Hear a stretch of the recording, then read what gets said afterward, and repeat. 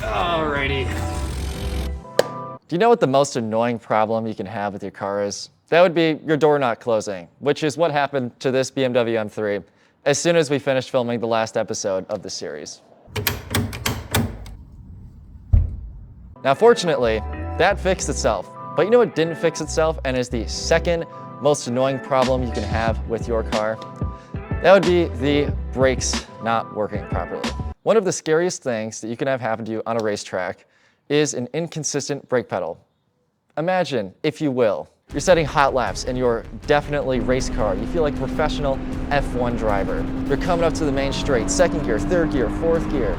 You're topping out at over 100 miles an hour.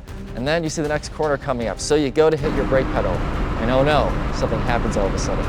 Your pedal gets hard, it stiffens up. Your wheels start to lock up. At this moment, sweat starts pouring down your face. You're getting really hot.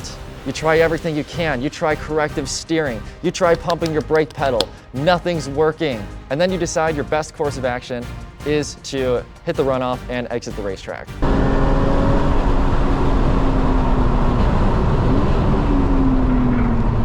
Ooh, okay, all right. Nope, we're going in. This is exactly what I experienced last year. Granted, maybe a little less dramatic than that. So today, we're going to talk about brakes.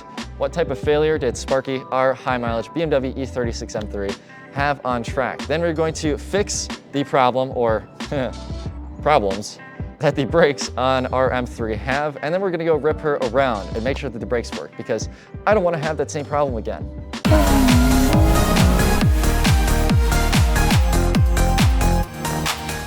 Before anyone says a word, yes, it is new day. I did get a haircut. And you also might notice I have a new shirt on. It says Turner. Turner is short for Turner Motorsport, who is the sponsor for this video series with this high mileage aging BMW. If I've convinced you to buy a high mileage aging BMW or other European sports car, you're gonna need a lot of parts to keep it on the road. The good news is Turner Motorsport and the partner ECS Tuning has got you covered with good OE, OEM, and quality aftermarket parts, now carrying a lifetime warranty on a lot of them. Click the link in the description down below to support the companies that support our channel. So before we can understand how our brakes may have failed on Sparky, we need to understand how brakes actually work. So the brakes on most modern cars, and by most I mean basically every car on the road, are a hydraulically operated disc braking system. When you take your right foot and you push your brake pedal in, or left if you're a racing driver, this pushes some fluid from the reservoir into a little valve thingy, which then pushes fluid into the lines. The lines, the fluid goes do, makes it to your wheel. Now on your wheel, you have the brake caliper, which takes the fluid. Now the brake caliper is your brake pad.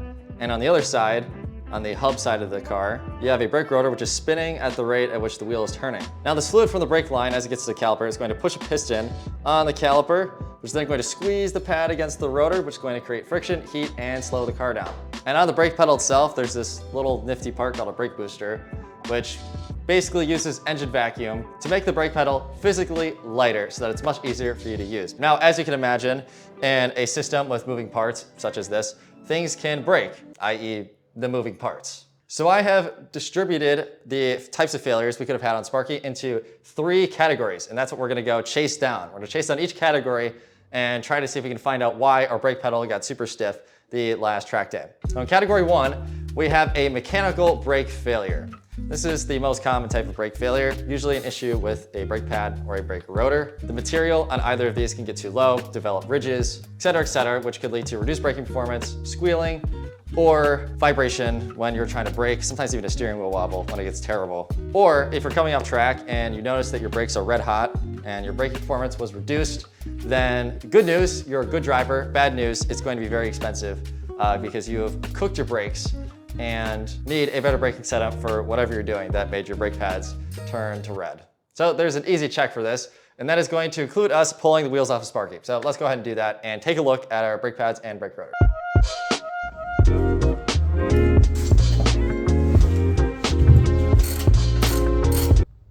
It was at this moment that he knew. He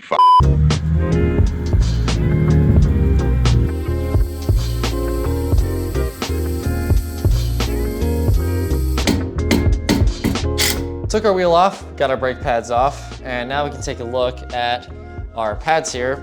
If we take an initial look here, the pad surface and the rotors don't look like they have anything obviously wrong with them. Other than the rotors have some rust, but the car's been sitting a lot, so I'm not too concerned. However, if we take a look at our pads here, the thicknesses are wildly different between the two. This is a driver's side, this is a passenger side. You can see they are way different in thickness, which would be a symptom of our next kind of failure, which would be a hydraulic failure in your braking system. God, it's like chipping off too. Oh, that smells awful. Oh, don't do that. A failure in the hydraulic system of our brakes could be from several areas, such as a leak in one of the lines, a leak in the caliper, a leak in the master cylinder, et cetera. Or we boiled it over on track when we got our brakes red hot because we're super duper expert race car drivers. Any of these things could cause a hydraulic failure, and usually symptoms for this will be like a soft brake pedal or just reduced braking performance. But I gotta level with all of you here. I kinda led you on. I've actually known about this issue. Granted, not the extent of this problem because that pad is really low, and had I known this, I would have replaced these a lot sooner. But a couple of years ago, we had a sticky caliper on the driver's side, this side, and as you can see, the pad wore down a lot more than the other side. And then last year, we had a leaky passenger side caliper, which I think further amplified this problem because the passenger side front caliper wasn't getting as much fluid pressure, so it couldn't clamp as hard, causing this side to clamp harder and, you know, causing the uneven pads. But that's honestly shocking to me. I mean, this quite literally has double the material of this pad, and this has like a corner chopped off of it, which is kind of messed up. Generally, a loss of fluid pressure in the braking system will cause issues like this, or any kind of reduced braking performance. Now, I was gonna do this awesome, cool transition where I was gonna go like bang, bang, bam, get our new brake parts on, except the set screws for our front rotors are rounding out on both sides. So I need to get a, I don't know, an extractor set or something to get them out. So now cut to cool transition when I get a fix for this, and then we'll talk about our third kind of brake failure. Here it is. Lots of hammering and punching and everything. Wow. At about this point in the video, you may be asking yourself, hey Sonny, none of those issues that you've described so far would cause a stiff brake pedal. And if anything, they'd maybe even cause a really soft brake pedal. To which my reply would be, hey, I'm doing the talking here. But you would also be 100% correct. And that brings us to the third kind of failure we can have, which is a vacuum failure. Really, this only encompasses the brake booster or a related vacuum line or seal related to the brake booster.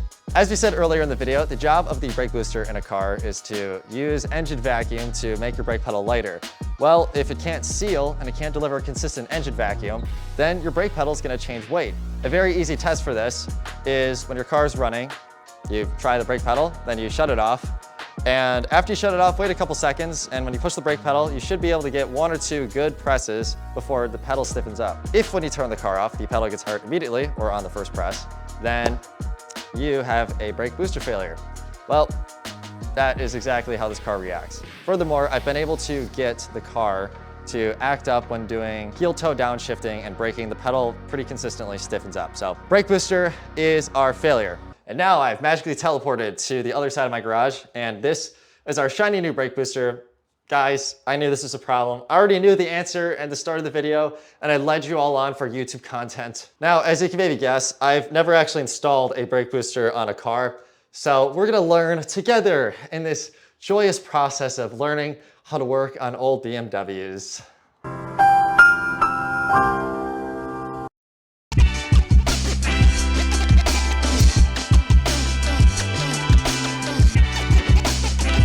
Oh. I do it by hand now. Fuck. Dude, that is so bad. Oh my god. Wow. That's what if you want to give your body a break, I could just try to get that bastard right there. Pass them out.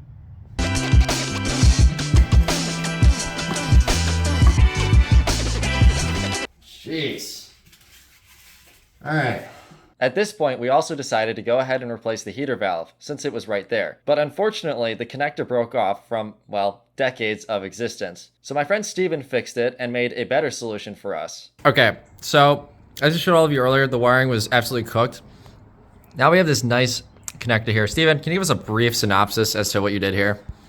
Basically, the dealership unfortunately gave us the wrong part, or we Yeah. think that they're NLA for the straight version of these terminals. Yeah, so the terminals that go in here normally are straight instead of 90 degrees, but continue. Yeah, so I happened to tell Sonny, like, hey, these are already sealing the connector basically, and we could just plug them in without the connector housing. And I happen to have some of these nice Deutsch and Amphenol connectors laying around that are a lot easier to plug in and unplug. So I just hooked them up with that, and it should work just fine. Yeah, now we have new style connector. We might do a video in the future where we replace a lot of the connectors in the engine bay with this because this is so easy. Hang on. All right. This connector's so easy, a literal baby can do it. Look at that. A literal baby just did that. Toddler Toddler in the just did that, dude. wiring industry. Okay, how do I... You just put, yep. Okay. You know, no, props. You actually just did it one-handed, so. Sonny called me late last Friday night to come over to get, feed me lunch today. And so far I've done 10 hours of unpaid labor on his car and still haven't received food or water. I'm hungry. The situation may or may not change.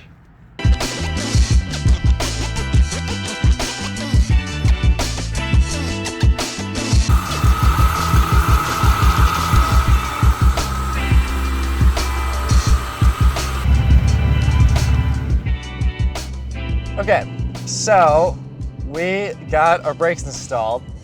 This is actually me from the future.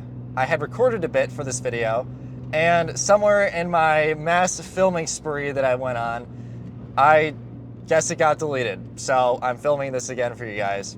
It's just great when continuity doesn't like work out at all for you, but that's okay. So post brake booster and brake bleeding, how do the brakes feel? They feel great. Everything about the braking system that was wrong with this car is fixed. The pedal is consistent. Now, we did use a non-M brake booster because the M3 brake boosters are no longer available. Allegedly, there's a little bit less brake pedal feel. Honestly, I can't really notice a difference. The non-M brake booster is supposed to be more assisted. I don't know if it really matters that much in actual practice. Oh, that was a McLaren. Oh, that's pretty sweet. Brake pedal feels great now, which is all that we really needed. Got some new fluid in there, so Sparky is ready for the season.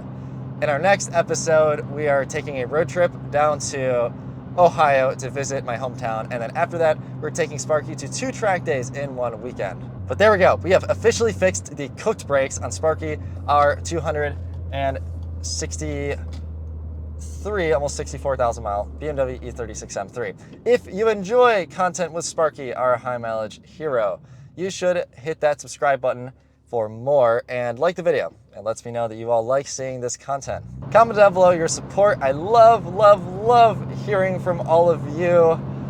And we just hit 5,000 subscribers, guys. 5,000 subscribers. Huge moment. I can't thank you all enough. It's not a ton in the grand scheme of things, but you know what? It's meaningful to me.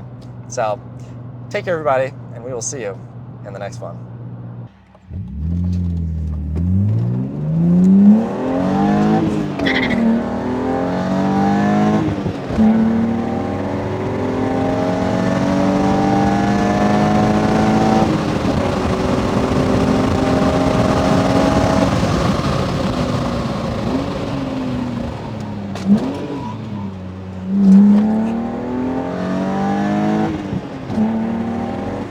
Mm-hmm.